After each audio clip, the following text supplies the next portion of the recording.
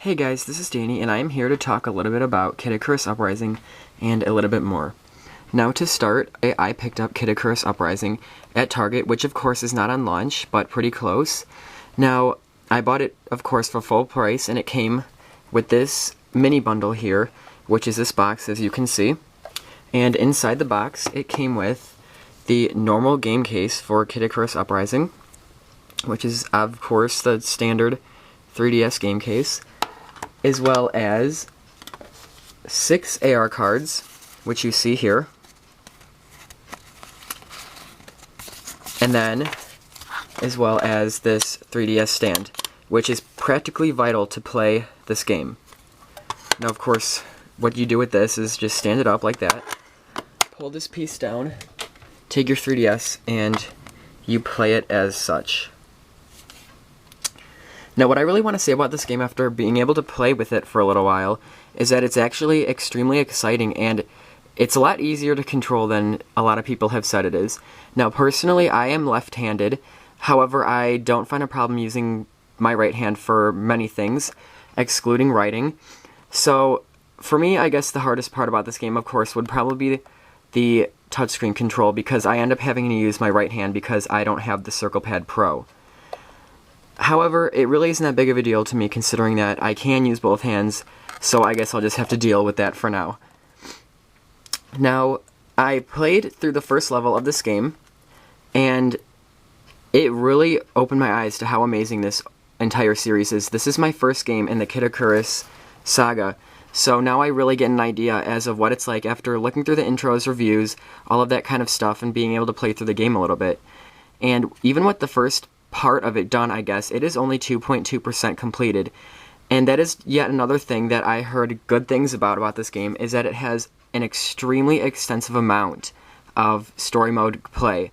And as you can see here on the back, it pretty much has everything else available as well, which would be local play, internet, spot pass, and street pass, which is pretty much everything you can get out of a 3DS game wirelessly, as well as Circle Pad Pro compatible. So that is what I have experienced about the game so far. I haven't really played through much of it, as I said, and the only difference between Kid Icarus and past 3DS games, I guess, that you can probably notice now, is this little symbol here, which stands for Nintendo Network.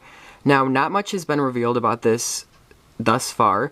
I have heard a lot of rumors and speculations about it being similar to Xbox Live and whatnot, and kind of acting and enhancing online play for the 3DS.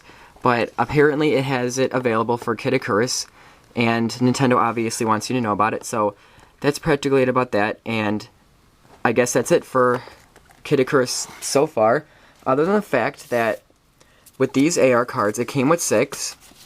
I do know that if you pre-ordered the game, you could have gotten a few extra ones. However, of course, I did not pre-order the game, but I do have a subscription to Game Informer from GameStop. And on the advertisement page for Kid Icarus, which is the one you can see here, it came with this AR card, which stands for the Power of Flight, which really stand out to those who have played the game so far, because you really do know that flight plays a big toll in gameplay.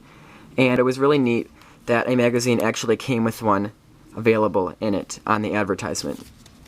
So that is it for Kid Icarus, I guess, and I will also be talking about a little bit more. So along with Kid Icarus, within the past few weeks, there were a couple of other 3DS games that I also picked up.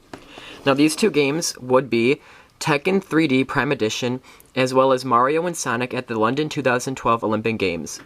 Now, I have played quite a bit of both of these games, mostly this one actually.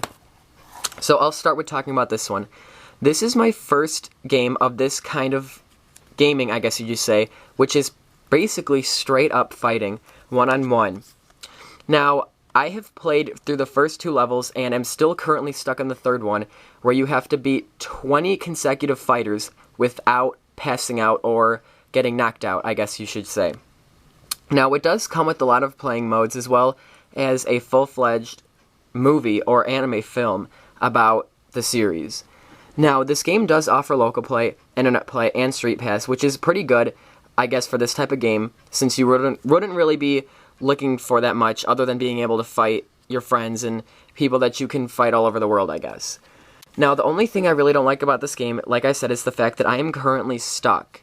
And after getting a chance to really experience this kind of gameplay, I am kind of realizing that it really isn't too much for me, but I may, I guess, give it another chance and see if I can finally get past that third part of the story mode and move on from there. But yeah, that is Tekken 3D Prime Edition, and I guess if you really are into this kind of gameplay, then I really would recommend this if you don't already have it.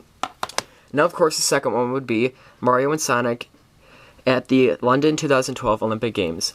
Now, just like Mario and Sonic at the Beijing Olympic Games available for the Wii, they are very similar, and it was really interesting that they finally had one for the 3DS considering that it is now out.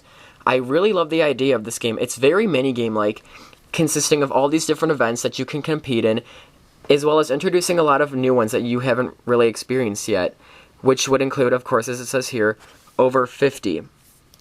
Now, the only thing I really don't like about this game is that it doesn't really offer any internet play at all. It does have internet connectivity, but that is only for your record log. There's no connecting with friends out of state or out of the country and whatnot, which is unfortunate, but you can play with 2 to 4 players over local play. So if you do have friends that you want to get together with and play this, then I guess that works out. And there's also download play, so if you do not own this game personally, you can connect with someone that does have it, locally, of course. Now, what I really like about this game is that this is a game that you can go back and replay many, many, many times. There is, I guess, some sort of story mode. You know, you do have to complete it, but it does offer, like I said, all those 50 exhilarating events, which you really can go back and play through as many times. So that is really what I like about this game. I haven't completed it just yet. In fact, I'm far from it, but thus far I am enjoying this game immensely, and I'm really glad that we were able to see this for the 3DS.